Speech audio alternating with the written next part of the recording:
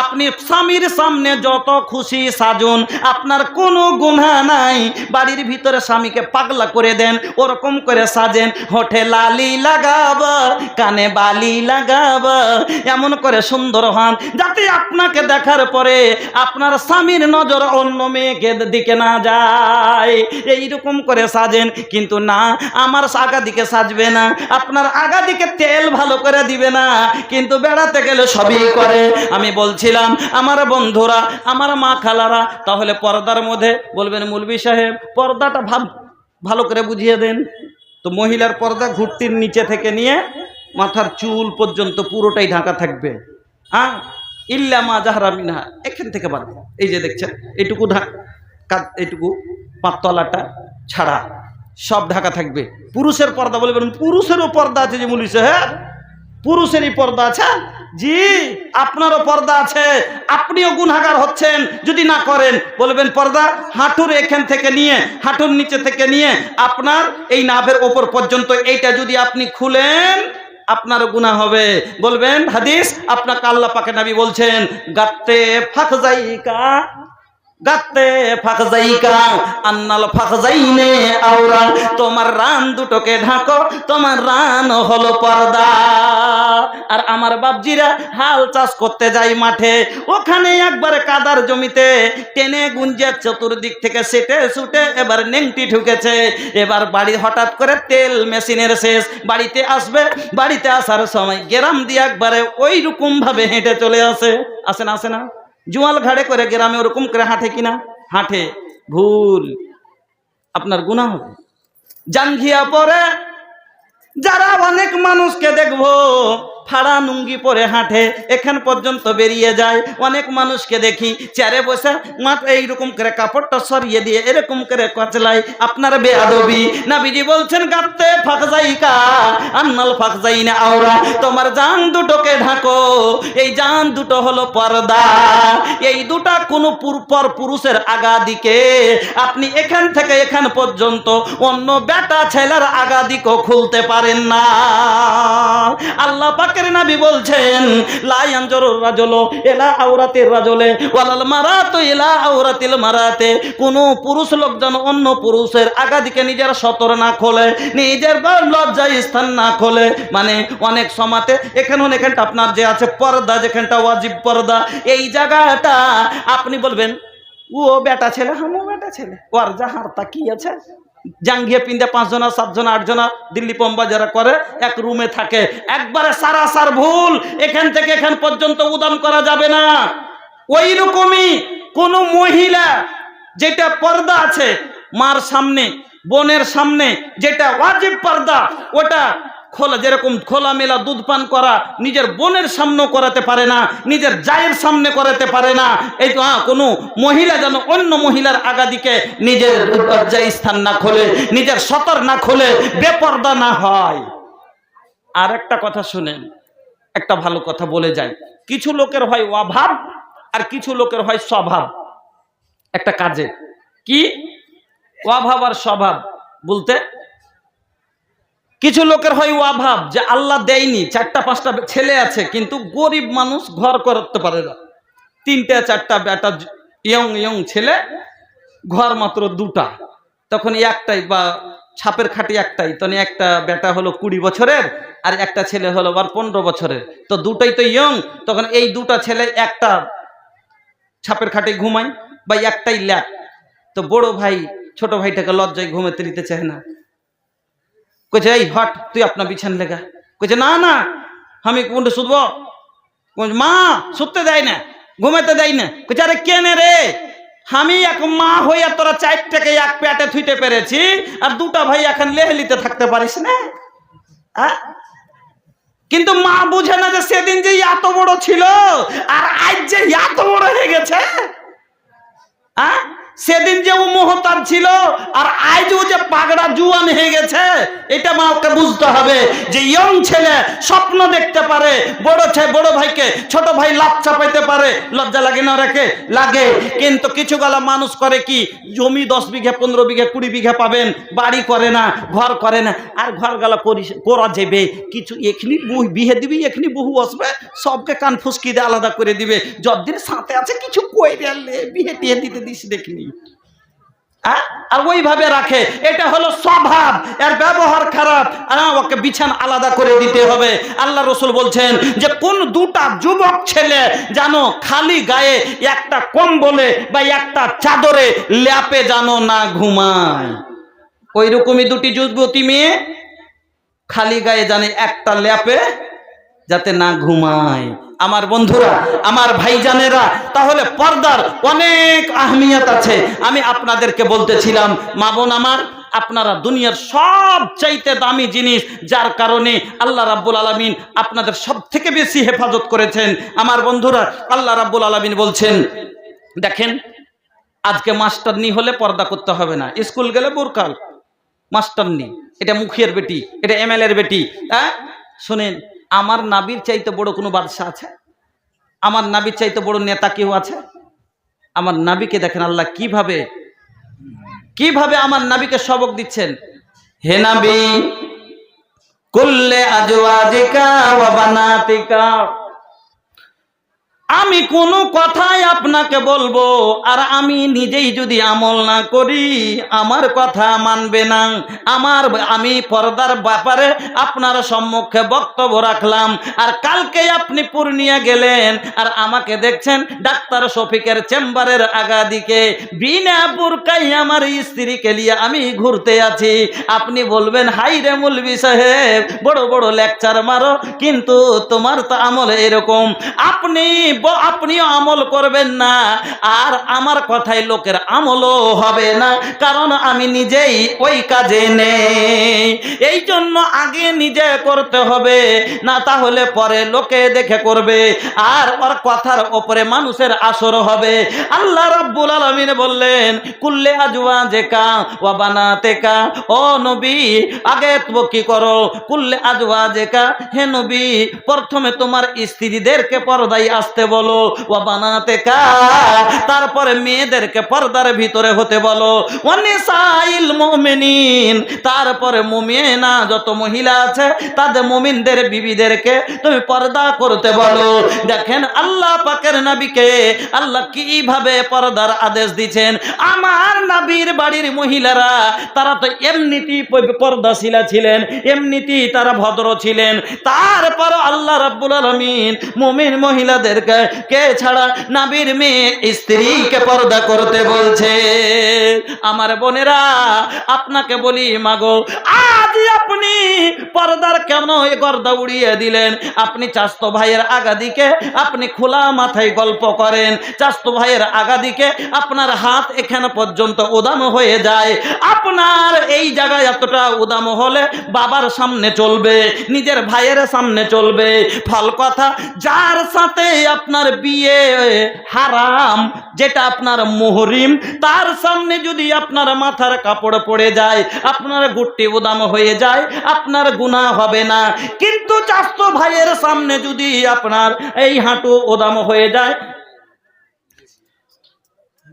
লুকে ছোপে বাদরামি চমকে জৈসা চंदवा हो, নবীজের মোহয়া চমকে, হ্যাঁ মোহয়া চমকে, नबी के लाली लाली होठवा पे बरस जैसे ललैया हो के लासा चुएला, देख के हले मक मोन छुएला। नबी के लाली लाली होठवा पे बरस जैसे ललैया हो के लासा चुएला, देख के हले मक मोन छुएला। बगिया के गुलाब जैसन हो आका के दहिया गमो के पसीना महके, लुके छुपे बहादुरा में चमक जैसे चंदवा हो, नबीजर मोहआ चमके, হাম হুয়া চমকে। আমার মা খালারা, হজ একটা আল্লাহর আইন বিধান। হজ পাঁচটা ইসলামের খুঁটির মধ্যে একটা হলো হজ। কেউ যদি হজের উপযুক্ত হয়ে যায়, তার সাথে যদি কোনো মহিলা যদি হজ করতে চায়, আর তার সাথে যদি তার মুহরিম না থাকে, চাচতো ভাইয়ের সাথে হজ করতে পারে না, মামাইতো ভাইয়ের সাথে হজ করতে যেতে পারে না, খালাতো ভাইয়ের সাথে হজ করতে যেতে পারে না। হজ একটা ইবাদত, তারপর যদি মামাতো ভাইয়ের সাথে না করতে পারে, তুমি কেমন করে বাজারে তোমার চাচতো মামাইতো ভাইয়ের সাথে যেতে পারো? চিন্তা করে, হজ একটা ইবাদত, তাও যদি না করতে পারে, তাহলে কেমন করে এই শ্বশুর বাড়ি থেকে বাপের বাড়ি, বাপের বাড়ি থেকে শ্বশুর বাড়ি, বাজার ঘাট, কলেজ ভর্তি, ইটা উঠা কেমন করে করতে পারে বলে? আমার বোনেরা, একটা কথা আর শুনেলেন, আল্লাহ পাকের নবী একদিন বসে আছেন, আল্লাহর রসুলের দুইজন স্ত্রী আল্লাহর রসুলের পাশে বসে আছেন। আল্লাহ রসুলের পাশে নবীজির দুইজন স্ত্রী বসে আছেন। আর ওই জামানাতে একটা অন্ধ লোক ছিল, একজন সাহাবী ছিলেন অন্ধ, তার নাম হলো আব্দুল্লাহ বিন উম্মে মাকতুম। এই অন্ধ সাহাবী আল্লাহর রসুলের কাছে আসছেন, এবার টুক টুক টুক টুক করে চলে আসছেন। আল্লাহর রসুল স্ত্রী দুইজনকে ইশারা করে বলছেন, তোমরা ভিতরে ঢুকে যাও, অন্দর মহলে চলে যাও, তোমরা লুকাও। আল্লাহ রসুলের স্ত্রী সওয়াল করে দিলেন, কে? উম্মে সালমা, মাইমুনা দুইজন ছিলেন। ওই সওয়াল করে বসলেন, ইয়া রাসূলুল্লাহ, নবী গো, লোকটা তো অন্ধ, আমরা কে দেখতে পাই না, একে দেখে আমরা অন্দর মহলে গেলেও যা, না গেলেও তা, কেন আমরা ভিতরে যাব? লোকটা তো আমাদের দেখতে পাই না। আল্লাহ রসুল বলছেন, আনতুমা ওমিয়ানে আফালা তুবসারানাহু, তোমরা দুজন কি অন্ধ নাকি?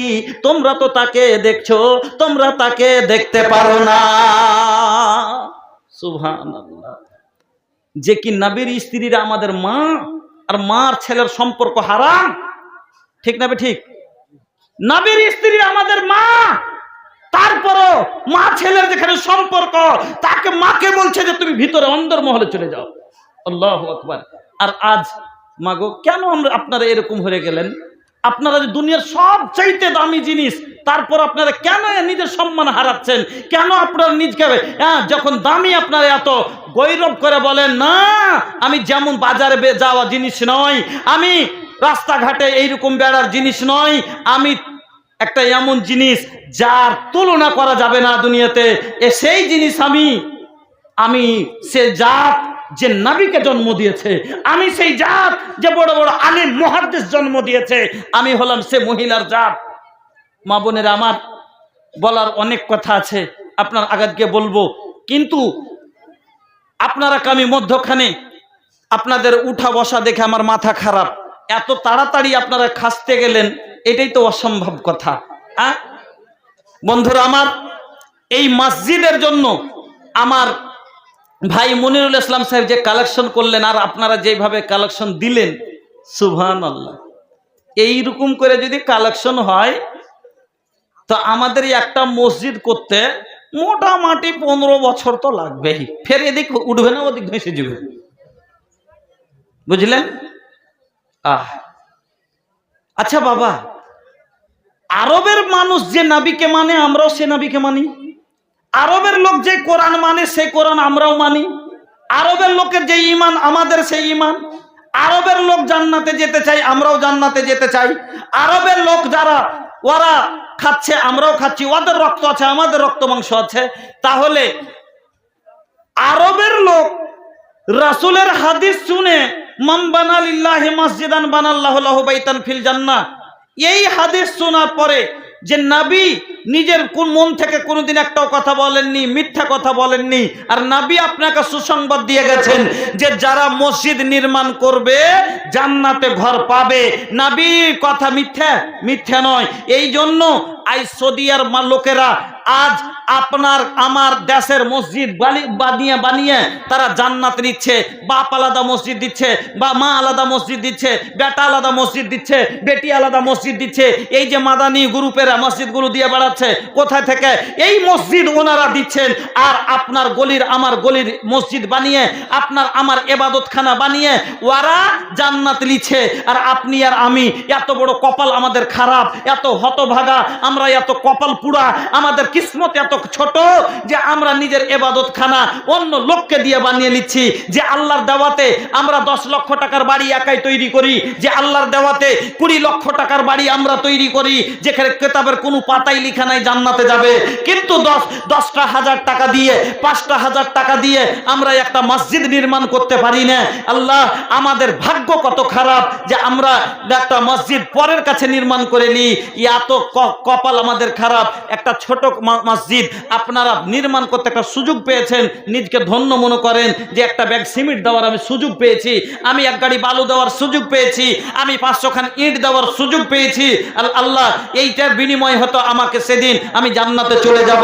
বন্ধুরা আমার, আমি আপনাদের এই পার্শ্বে একটা জলসা এসেছিলাম, তেন্দা ঘাট, আপনারা জানেন এই পার্শ্বে তেন্দা ঘাট আছে একটা। ওখানে দেখলাম একটা মসজিদের জলসায় মহিলার দান, মহিলারা আমার হাতে যেটা গুনতি দিলে, আমি প্রধান বক্তা হিসাবে ছিলাম, আমার হাতে যেটা গুনতি দিল সেটা হলো 488 বোরা। আমার হাতে গুনতি দিল 488 ব্যাগ, শুধু মহিলার তরফ থেকে সিমেন্ট এসছে। আল্লাহু আকবার, 488 ব্যাগ। খায়রুন নেসা 1000 দিয়েছেন, আবার 2000 বাকি, ওনার মা 500 টাকা দুয়ার দরখাস্ত করেছে। আল্লাহুম্মা সাল্লি আলাইহা, আল্লাহুম্মা বারিক আলাইহা। আচ্ছা, 80 টাকা থেকে ডেলিগেট 70 টাকা করে দেওয়া হয়েছে। আপনাদের ইচ্ছা হলে যান খেয়ে নেন। বন্ধুরা আমার মা খালাকে বলবো, মা, এই মসজিদ যেখানে নবীজি বলছেন আকরাবু মা ইয়াকুনুল আবদু মির রাব্বিহি ওয়া হুয়া সাজিদুন ফাআকসিরুদ দুআ, বান্দা সব চাইতে আল্লাহর নিকটবর্তী কোথায় হয়? সাজদা অবস্থায়। আর সাজদা আমরা কোনখানে করি? মসজিদে করি। আল্লাহর সব চাইতে কাছের ওখানে আমরা হয়ে যাই।